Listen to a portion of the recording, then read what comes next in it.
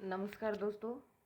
राजस्थान के प्रमुख उद्योग हम पढ़ रहे थे और उसकी 2 वीडियो आ चुकी हैं और तीसरी वीडियो है ये राजस्थान के प्रमुख उद्योगों की, जिसमें हमने सबसे पहले तो पहली वीडियो में तो हमने पढ़ा था कुछ लघु एवं कुटीर उद्योग। दूसरी वीडियो में हम वृत्त उद्योग पढ़ रहे थे। वृत्त उद्योग के अंतर्गत हमने 4 उद्योग पढ़ लिए थे, जिसमें हमने सूती वस्त्र उद्योग, इसके साथ चीनी उद्योग, उसके साथ सीमेंट उद्योग और कांच उद्योग, हमने 4 बड़े उद्योगों के बारे में पढ़ लिया था। बाकी बचे हुए उद्योग आज पढ़ेंगे और कुछ औद्योगिक पार्क इत्यादि की जो है बात हम इस वीडियो में करने वाले हैं। तो चलिए स्टार्ट करते हैं इस वीडियो को।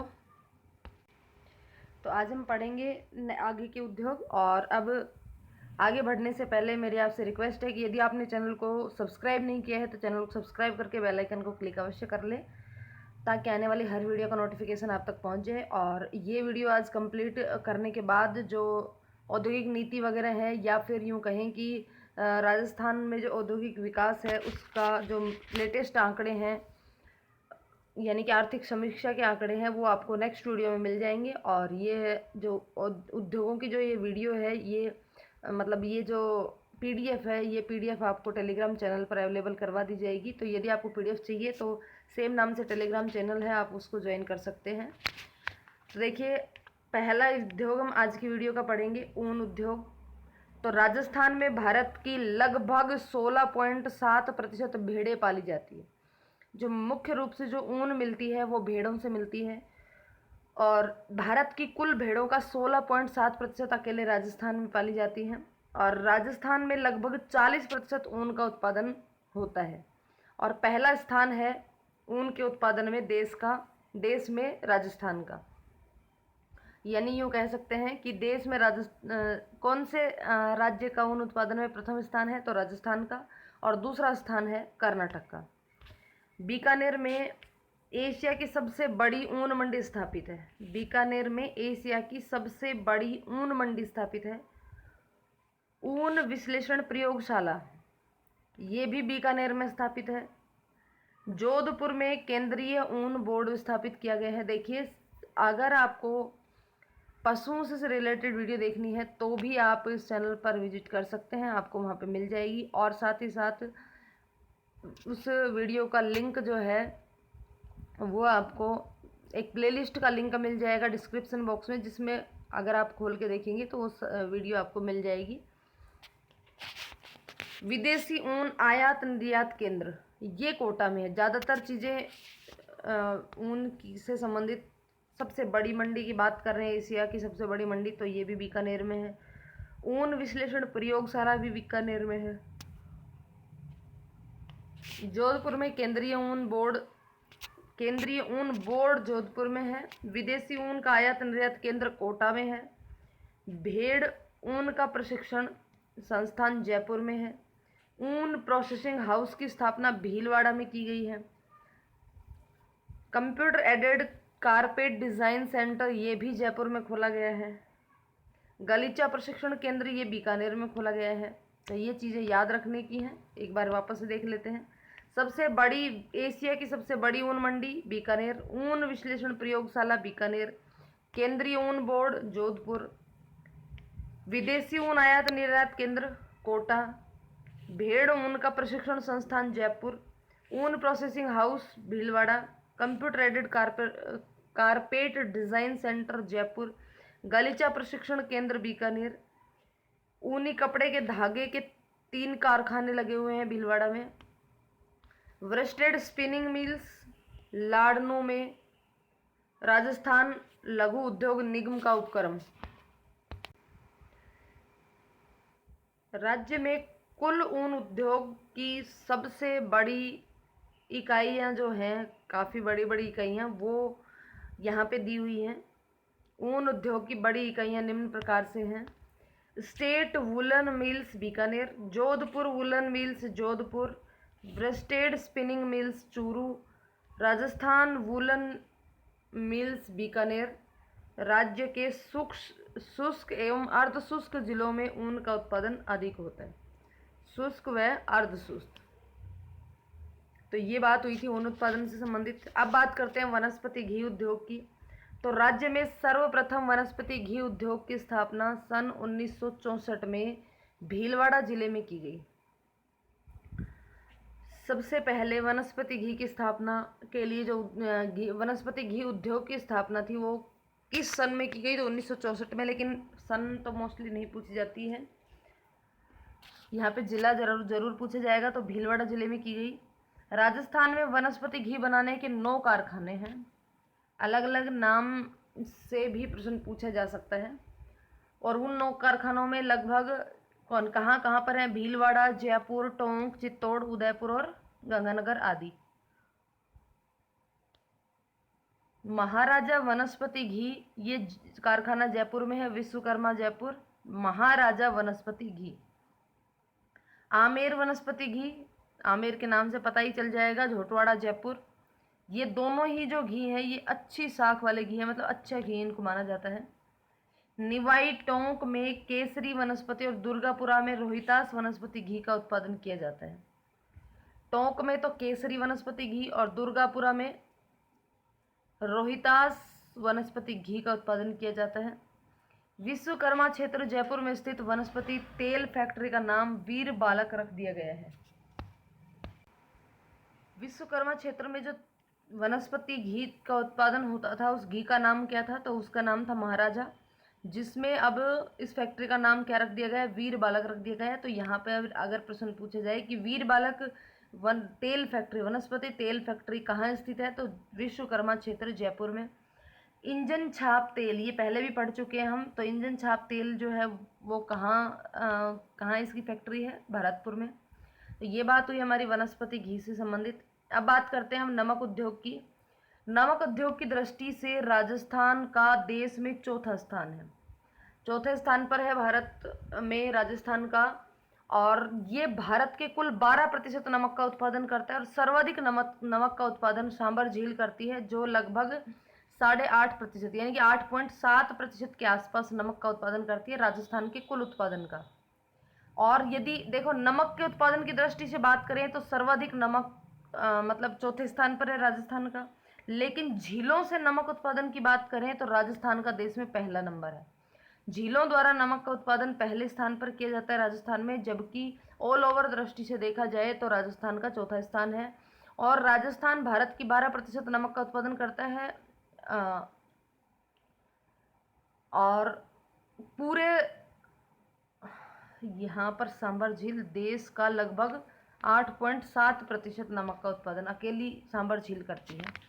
मतलब 12 में से 8.7 अकेली सांभर झील करती है। तो इसका मतलब है कि सर्वाधिक नमक उत्पादन करने वाली झील है हमारी राजस्थान की सांभर झील। वायु के प्रवाह द्वारा जो नमक बनाया जाता है उसे रेस्ता कहते हैं। तो पूछा जा सकता है कि वायु के प्रवाह द्वारा बनाया गया नमक जो है वो क्या कहलाता है? तो ऑप्शन में आपको रेस्ता मिल जाएगा। डीडवाना व पंचपदरा में राज्य सरकार की देखरेख में नमक तैयार किया जाता है, डीडवाना और पंचपदरा में। जबकि सांभर में भारत सरकार द्वारा की देखरेख में नमक तैयार किया जाता है। सांभर साल्ट लिमिटेड, सांभर जयपुर में, यह उपक्रम जो है वो भारत सरकार के द्वारा लगाया गया उपक्रम है। और Rajasthan state chemical works limited, Didwana Nagaur में, यह राजस्थान सरकार का उपक्रम। Rajasthan state chemical works limited, ये डीडवाना नागौर में है और ये राजस्थान सरकार का उपक्रम जो है। जबकि सांभर साल्ट लिमिटेड जो है वो भारत सरकार का उपक्रम है। Rajasthan state chemical works limited में सोडियम सल्फेट और सोडियम सल्फाइड का निर्माण भी किया जाता है। नमक के साथ साथ इनका भी निर्माण किया जाता है। डीडवाना क्षेत्र में नमक निर्माण करने वाली छोटी संस्थाएं देवल संस्थाएं कहलाती है। साबू सोडियम लिमिटेड, नमक परियोजना गोविंदी ग्राम नागौर में आयोडीन नमक उत्पादन करने की परियोजना है। साबू सोडियम लिमिटेड नमक परियोजना गोविंदी ग्राम में सोडियम नमक उत्पादन करने वाली परियोजना है। क्यारियां बना करके जो नमक बनाया जाता है उसको क्यार कहते हैं। और क्यारियों में डाला गया लवणीय पानी ब्राइन कहलाता है। जो नमकीन पानी क्यारियों में डाल करके जो क्या नमक बनाने के लिए कैरियों में पानी डाला जाता है उसको तो ब्राइन कहते हैं, और उन कैरियों में जो नमक बनता है उसको क्यार कहते हैं। आयोडीन नमक के कारखाने पंचभद्रा व डीडवाना में लगाए गए थे। पंचभद्रा में कौन सी जाति के लोगों द्वारा नमक उत्पादन किया जाता है, तो ये सब जानते हैं, खारवाल जाति के लोगों द्वारा। इसके बाद नमक उत्पादन के बाद नेक्स्ट उद्योग है रासायनिक उद्योग। Rajasthan state chemicals work limited Neemrana, अभी अभी बताया था, इसमें नमक उत्पादन के साथ साथ सोडियम सल्फेट और सोडियम नाइट्रेट, सोडियम सल्फेट और सोडियम सल्फाइड का उत्पादन भी किया जाता है। सोडियम सल्फेट और सोडियम सल्फाइड का उपयोग भी का उत्पादन भी किया जाता है। तो जैव उर्वरक खाद कारखाना ये कहाँ पर स्थित है, ये भरतपुर में है, और ये राजस्थान का पहला जैव उर्वरक कारखाना है। यूँ पूछा जा सकता है कि राजस्थान का प्रथम जैव उर्वरक कारखाना कहाँ पर स्थित है, तो भरतपुर में। एक कारखाना है श्री राम फर्टिलाइजर्स, तो ये कहाँ पर स्थित है, कोटा में, और ये निजी क्षेत्र का कारखाना है श्री राम फर्टिलाइजर्स। देबारी उदयपुर में जिंक स्मेल्टर में रासायनिक खाद का उत्पादन भी किया जाता है। खेतड़ी कॉपर प्रोजेक्ट के अंतर्गत भी रासायनिक खाद का उत्पादन किया जाता है। घड़ेपान कोटा में भी रासायनिक खाद बनाने के संयंत्र की स्थापना की गई है। ज्योति ट्रिपल खाद कारखाना ये खेतड़ी झुंझुनू में स्थापित है। देबारी उदयपुर जिंक स्मेल्टर के साथ, खेतड़ी कॉपर, घड़ेपान कोटा, ज्योति ट्रिपल खाद कारखाना ये खेतड़ी झुंझुनू, और सल्फ्यूरिक एसिड प्लांट ये जो है अलवर में स्थापित किया गया है।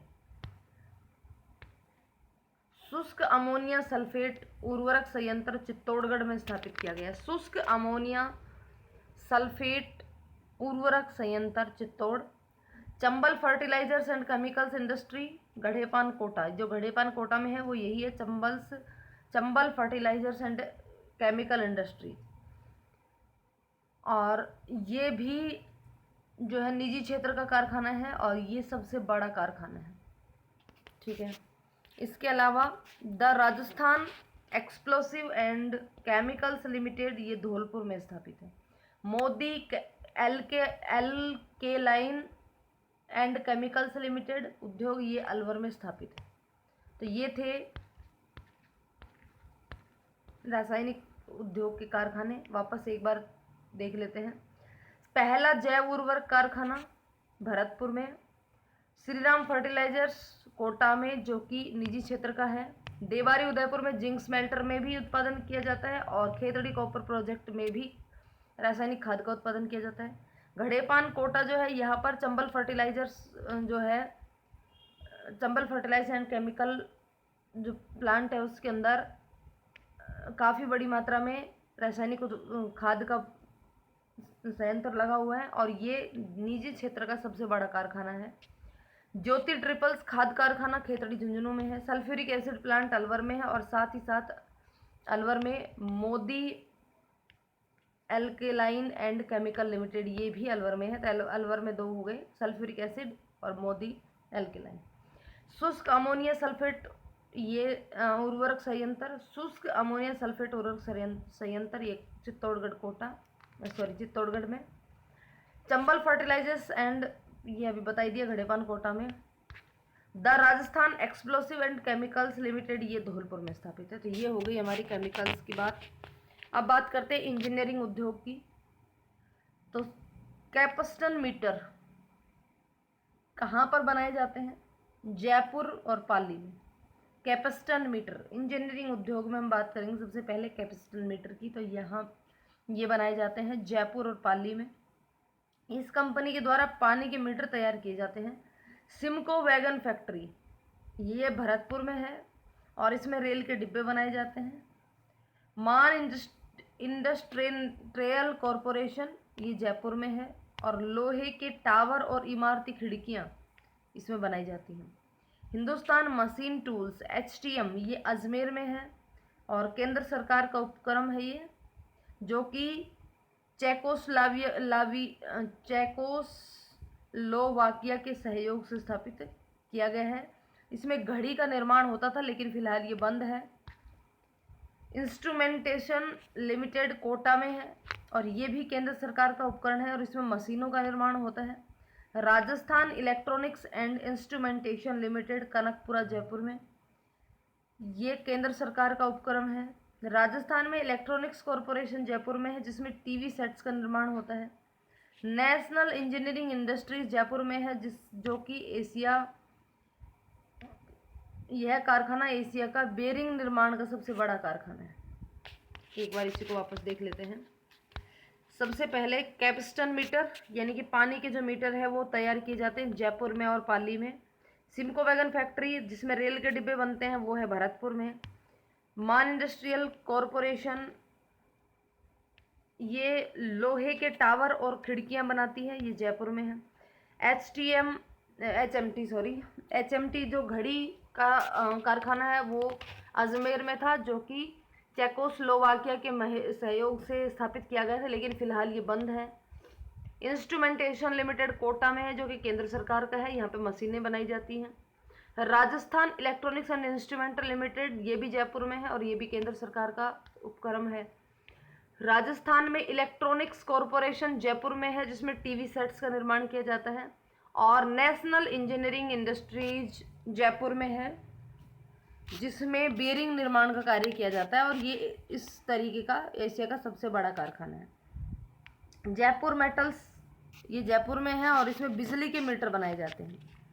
इसके अलावा हिंदुस्तान जिंक लिमिटेड देबारी उदयपुर में, ये केंद्र सरकार का उपक्रम है। हिंदुस्तान कॉपर लिमिटेड खेतड़ी, ये भी केंद्र सरकार का है। राजस्थान टेलीफोन लिमिटेड ये भिवाड़ी अलवर में है। हाई टेंशन इंसुलेटर्स जो है वो उनके लिए आबू रोड सिरोही में। अरावली स्वचालित वाहन ये अलवर में है। लीलैंड ट्रक कारखाना ये भी अलवर में है। लोको व कैरेज कारखाना ये अजमेर में है, जिसमें वैगन्स की मरम्मत और मालगाड़ी इत्यादि के वैगन्स का निर्माण किया जाता है। देश का प्रथम लोको इंजन इसी कारखाने से बनाया गया था। तो यहाँ पर भी एक प्रश्न अलग तरीके से पूछा जा सकता है कि देश का प्रथम लोको इंजन किस कारखाने से बनाया गया था, तो वो है लोको एंड कैरिज कारखाना अजमेर। वैगन इंडस्ट्रीज कोटा में है, जिसमें ब्रॉड गेज के वैगन्स बनाए जाते हैं। अब बात करते हैं हम उद्योगों के विकास की। तो उद्योगों के विकास के लिए राजसिको की स्थापना की गई थी। लघु उद्योगों के विकास के लिए किसकी स्थापना की गई? राजसिको की स्थापना की गई। औद्योगिक परामर्श हेतु राजकोन का गठन किया गया। प्रतिस्पर्धा में बढ़ावा देने के लिए आर्थिक विकास बोर्ड का गठन किया गया। तो यहाँ पर पूछा जा सकता है राजसिको की स्थापना क्यों की गई? तो लघु उद्योगों के विकास के लिए। राजकोन क्या है? तो ये औद्योगिक परामर्श हेतु गठन किया गया एक संस्था है। प्रतिस्पर्धा को बढ़ावा देने के लिए आर्थिक विकास बोर्ड का गठन किया गया है। प्रवासी राजस्थानी उद्योगपतियों को आकर्षित करने के लिए राजस्थान फाउंडेशन का भी गठन किया गया। प्रवासी राजस्थानी उद्योगपतियों को आकर्षित करने के लिए राजस्थान फाउंडेशन का भी गठन किया गया। केंद्रीय इलेक्ट्रॉनिक्स अभियांत्रिकी अनुसंधान संस्थान CEERI की स्थापना पिलानी झुंझुनू में की गई। राष्ट्रीय काष्ठ तकनीकी प्रशिक्षण केंद्र की स्थापना जोधपुर में की गई। पावरलूम सर्विस सेंटर की स्थापना भीलवाड़ा और किशनगढ़ में की गई। अब बात करते हैं राजस्थान में औद्योगिक संस्थाएं। तो 3-4 औद्योगिक संस्थाओं के यहाँ पे नाम दिए हुए और उनकी स्थापना कब हुई, उनका मुख्यालय और उनका कार्य ये दिए हुए हैं। तो सबसे पहले बात करते हैं हम रिको की। RICO RIICO, Rajasthan state industrial development and investment corporation. Rajasthan state industrial development and investment corporation. देखिए, सबसे पहले राजस्थान उद्योग व खनिज विकास की स्थापना की गई थी 28 मार्च 1969 को। 28 मार्च 1969 को राजस्थान उद्योग व खनिज विकास निगम की स्थापना की गई। फिर बाद में 10 साल बाद नवंबर 1979 को इसका विभाजन कर दिया गया और फिर इसको 2 भागों में बांट दिया। एक तो राजस्थान राज्य खनिज विकास निगम और फिर इससे अलग कर दिया गया जनवरी 2018 में रीको। तो रीको की स्थापना हुई जनवरी 2018 में और इसका मुख्यालय जो है वो है जयपुर में, उद्योग भवन जयपुर। इसका कार्य क्या है? तो इसका कार्य है औद्योगिक क्षेत्र की स्थापना करना और उसका विकास करना और जो लघु मध्यम और वृहत उद्योग हैं उनको दीर्घकालिक वित्तीय सहायता प्रदान करना, ये रीको के मुख्य कार्य हैं। दूसरी जो संस्था है औद्योगिक संस्था वो है राजस्थान वित्त निगम, RFC।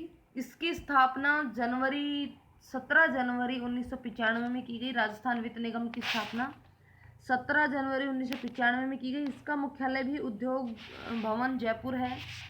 इसका कार्य क्या है? लघु एवं मध्यम इकाइयों को मध्यम एवं दीर्घकालीन वित्तीय सहायता प्रदान। रीको की तो सभी प्रकार के उद्योगों को दीर्घकालीन सहायता प्रदान करना है, उनका विकास करना भी है और उनकी स्थापना करना भी है, जबकि इसका काम है लघु और मध्यम इकाइयों को मध्यम व दीर्घकालिक वित्तीय सहायता प्रदान करना, केंद्र और राज्य सरकार तथा वित्तीय संस्थाओं के प्रतिनिधित्व के रूप में भी इसको कार्य करना पड़ता है। कौन कौन सी योजनाएं हैं? शिल्प बाड़ी योजना जो कि ग्रामीण और शहरी शिल्प और दस्तकारों की सहायता करती है। इसके अंतर्गत RFC के अंतर्गत कुछ योजनाएं चालू की गई हैं, जिसमें पहली है शिल्प बाड़ी योजना, जिसमें ग्रामीण और शहरी शिल्पियों और दस्तकारों को सहायता दी जाएगी। उसके बाद है सेमफेक्स योजना, ये भूतपूर्व सैनिकों को जो है स्वरोजगार हेतु ऋण उपलब्ध करवाने के लिए है। महिला उद्यम निधि, ये उद्यमी महिलाओं को रोजगार प्राप्त करने के लिए ऋण देती है स्वरोजगार के लिए। टेक्नोक्रेट स्कीम तकनीक, ये शिक्षा प्राप्त युवाओं को स्वरोजगार हेतु ऋण देती है। और फ्लेक्सी ऋण योजना, ये उद्यमियों को प्रोत्साहन देने हेतु ऋण देती है। तीसरी जो संस्था है वो है राजसिको, RAJSICO, राजस्थान लघु उद्योग निगम। इसकी स्थापना 3 जून 1961 को, इसका भी मुख्यालय जयपुर में है और ये लघु व कुटीर उद्योगों का विकास करने, उनके लिए कच्चा माल, तकनीकी और वित्तीय एवं विपणन संबंधी सुविधाएं उपलब्ध करवाती हैं और साथ ही साथ लघु और वृहत उद्योगों के बीच में समन्वय स्थापित भी करती है। यानी कि जो राजसिको है, सबसे पहले तो इसकी स्थापना पूछी जा सकती है कि इसकी स्थापना 3 जून 1961 को, मुख्यालय जयपुर। कार्य क्या है? तो इसका कार्य है जो भी छोटे और घरेलू उद्योग हैं उन उद्योगों को बढ़ाने के लिए उनको कच्चा माल उपलब्ध करवाना, कोई भी तकनीकी सहायता की आवश्यकता है तो वो देना और आर्थिक यानी कि वित्तीय व विपणन संबंधित सुविधाएं उपलब्ध करवाना। साथ ही साथ छोटे और बड़े यानी कि लघु और वृहत उद्योगों के बीच में संबंध स्थापित करना या समन्वय बनाए रखना, ये इसके मुख्य कार्य है। और चौथा है ग्रामीण गैर कृषि विकास संस्थान यानी कि रूडा, ग्रामीण गैर कृषि विकास संस्थान। इसकी स्थापना नवंबर 1995 में की गई। इसका मुख्यालय भी जयपुर में। तो मुख्यालय तो याद करने की आवश्यकता नहीं है, सीधा सीधा है कि सबके मुख्यालय जयपुर में ही है। कार्य है इसका ग्रामीण क्षेत्रों में रोजगार का विकास करना और स्थापना हुई थी 1995 में। अब बात करते हैं राजस्थान के अंदर प्रमुख क्लस्टर जो है वो कहाँ कहाँ है। तो सबसे पहले कोटा डोरिया, तो ये कैथून कोटा में है। गोटा क्लस्टर अजमेर में। पिछवाई क्लस्टर ब्यावर में, वैसे तो पहले भी इसको पढ़ चुके हैं, वापस से एक बार रिवीजन भी हो जाएगा। Stone cluster Jaisalmer.